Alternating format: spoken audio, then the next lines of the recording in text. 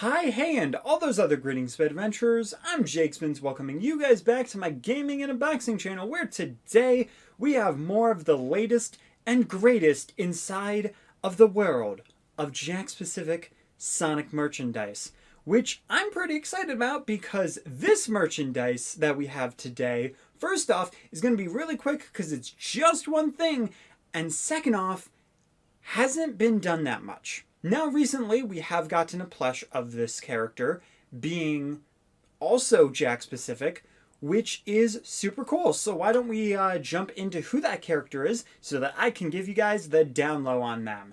That character is Mighty the Armadillo. That's right. First appearing in Sega Sonic arcades, only for the arcades, in 1993. This was a game where you essentially got captured with Sonic as well as Ray the Flying Squirrel, and you had to escape or Eggman would literally kill you. Yeah, Eggman's not fooling around from Sonic 1, which maybe that's why they didn't put it on the Genesis, because they didn't want kids seeing the torment that Sonic and his new two buddies would go through, and why his other two buddies disappeared, potentially. Yeah, so this is a game where it controlled with a trackball, which is extremely interesting, and the actual reason why it didn't come to consoles. And I believe you could actually play with 3 players. Now, as I've mentioned in other Mighty videos, this wasn't the only time that Mighty has shown up, being in Knuckles Chaotix with a few other Chaotix, as well as jumping into Sonic Mania.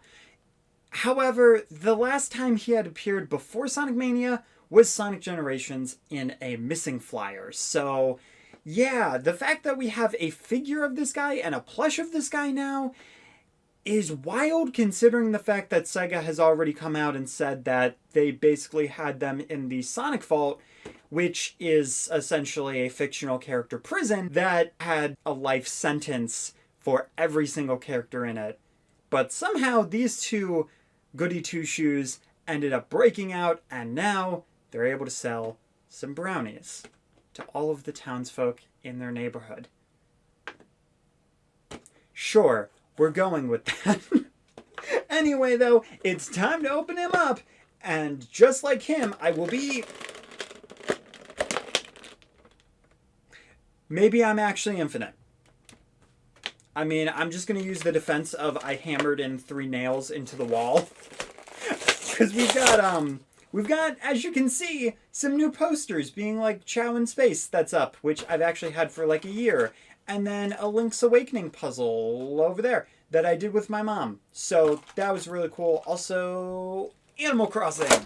So boom, more fan service. But before we can get into the Mighty, I was going to throw that and then it fell out of my hand, but that still works as we can. Well, before we throw this, I just want to mention here are the figures that would normally be in this, but we've already done all of them.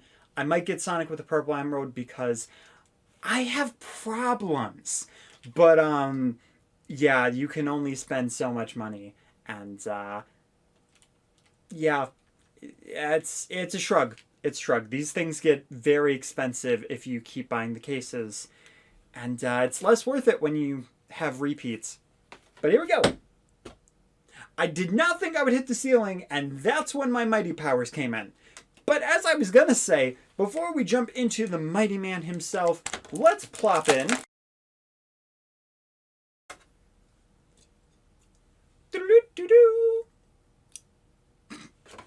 There was an attempt.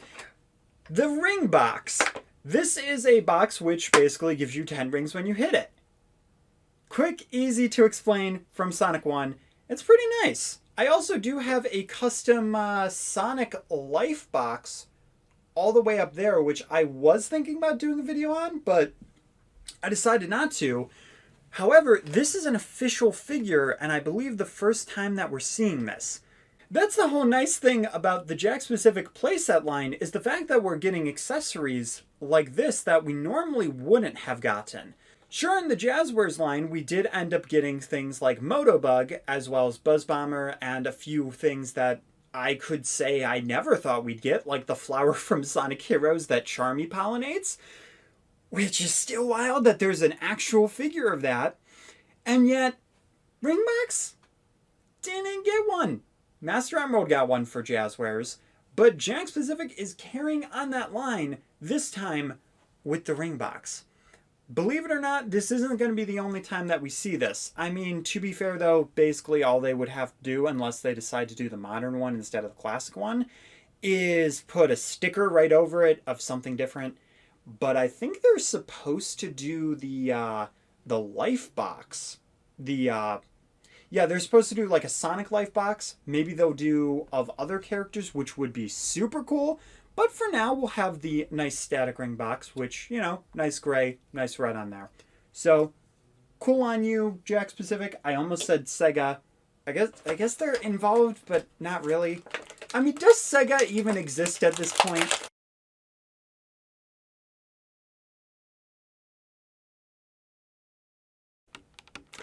I ripped the plastic.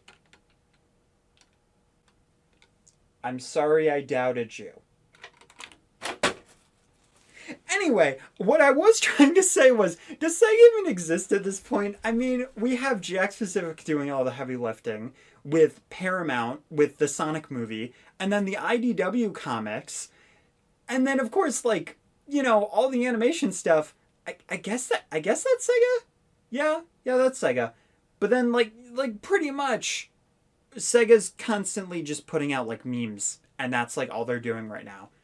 I guess maybe they're putting out a new game at like some game thing at some time, but I forgot the name of it. Either way though, let's jump in to Mighty.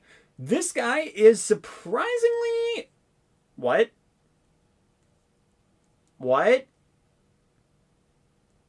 Oh, he's an articulate figure. I thought he was a bendable figure.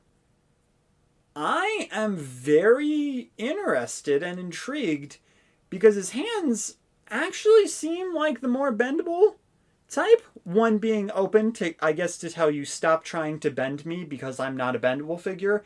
And then one as a fist in case you don't stop, so then he can just... Poof. He's like Ant-Man, but slightly bigger.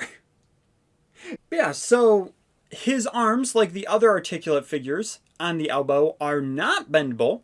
They have the, the stiff elbows for some weird reason, but you can twist the wrist around.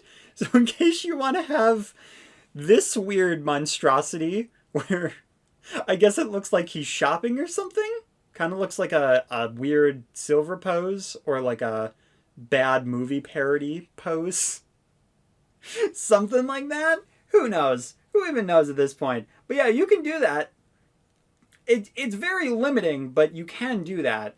And then this other arm is like slightly bent, but not really. And then you can move it all around. So yeah, you could do this. You can have him pushing the face of another figure out of the way. Because they are going to do like a bigger classic Sonic at some point. So maybe that's what they're thinking. Of course, he has his tail here, which also, again, fairly bendable. But let's talk about the main stuff. Like his face, which is crafted fairly nicely. Very classic Sonic type. We've got the black outside, which is looking really nice. The eyes on him look fantastic and perfect. His nose is just the right length. Maybe, it's weird because I'm always saying, like, the nose could be longer. But maybe the nose could actually be a tad shorter? Just a pinch. Just a pinch shorter, but not by much. And then his ears, like, oh my god, dude, these freaking Fritos? They actually look really good. Look at those Fritos, dude! Could sell those on eBay. Oh no, you know what they look like? They look like bugles. That's what they look like. I forgot bugles were even a thing, to be honest. And those are actually a hard plastic. Good on you guys, because that would have been kind of weird to be bendable. The weird thing is, though, this part is like a rubber. You know? If you didn't know better and this is all you saw from this, maybe you would think it was like Lickitungue's tongue or something that somebody just took off of a figure.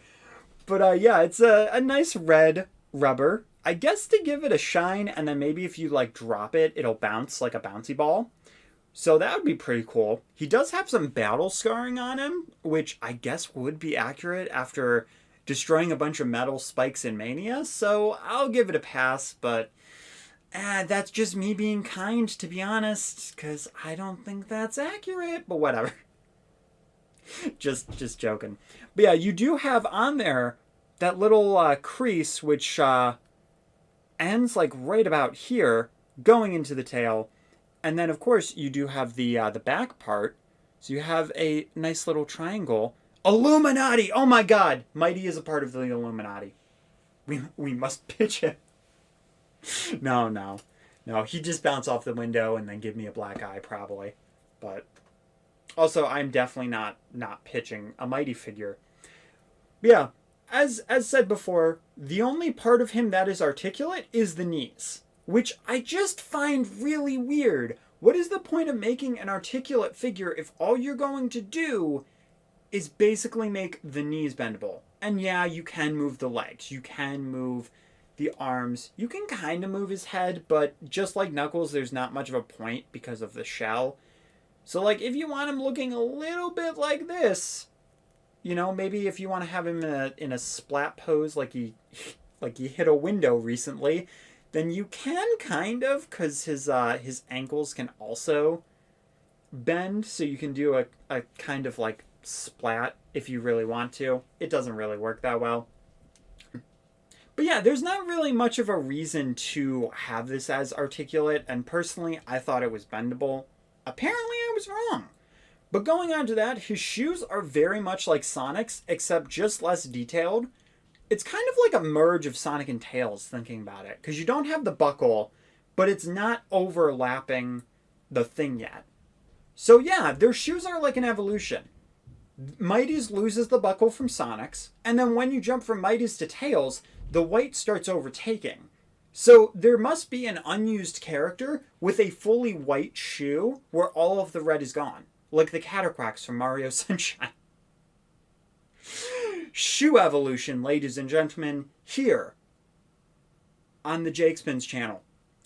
But of course, though, you do have the gray there, which on the evolution line, this is weird because Sonic doesn't have the gray, and then Tails also doesn't have the gray.